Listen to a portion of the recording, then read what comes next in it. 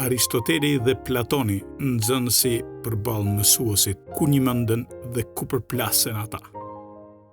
Platoni dhe Aristoteli janë dy nga figurat më të rëndësishme të filozofisë perëndimore, por çështjet e tyre shpesh ndryshojnë në mënyrë thelbësore. Platonizmi dhe aristotelizmi janë dy mënyra të ndryshme të menduarit, që përplasen në shumë pika, por edhe përputhen në disa prej tyre. Të dy filozofët vlerësonin fuqinë e mendjes dhe arsyen për të njohur të vërtetën, por për ta filozofia ishte udhërrëfyese për jetën dhe shoqërinë. Të dy kërkonin të kuptonin se si duhet jetuar një jetë e mirë. Platoni fliste për jetën e drejtë dhe të virtytshme, ndërsa Aristoteli për lumturinë e arritur përmes virtytit dhe përmbushjes së potencialeve njerëzore. Të dy pajtohen se realiteti ka një strukturë të organizuar dhe se njeriu duhet të njohë këtë strukturë për të kuptuar veten dhe botën. Platoni besonte se realiteti i vërtet është ai botës së ideve, një realitet i përjetshëm dhe i dukshëm, ndërsa bota e ndihshme është vetëm një botë hijesh.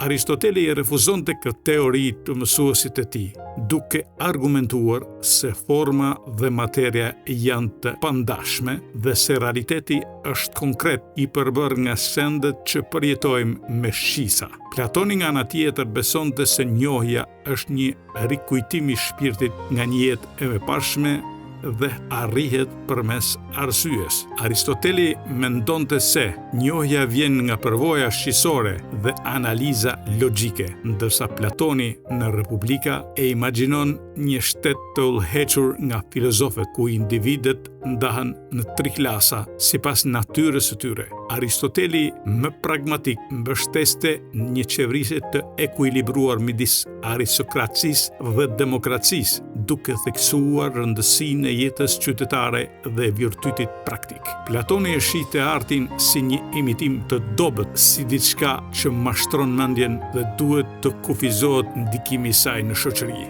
Aristoteli në politika e shihte artin si një mjet për të kuptuar realitetin, duke vlerësuar katharsisin, pastrimin e emocioneve që ai shkakton. Platoni ishte më shumë një idealizues, ndërsa Aristoteli një realist dhe një mendimtar më empirik. Nëse Platoni shihte përtej realitetit për të zbuluar të vërtetën, Aristoteli kërkonte të vërtetën brenda vetë realitetit. Në një farë mënyre, ata plotësojnë njëri tjetrin. Platoni i dha filozofisë dimensionin metafizik, ndërsa Aristoteli i dha atë metodën shkencore dhe analizën sistematike. Që të dy mbeten themelor për mendimin filozofik deri në ditët e sot. Mos përputhshmëria mes këtyre dy kolozëve të mendimit filozofik nuk është një përplasje në thelb, sesa një qasje për të përcaktuar një këndvështrim identitar të realitetit.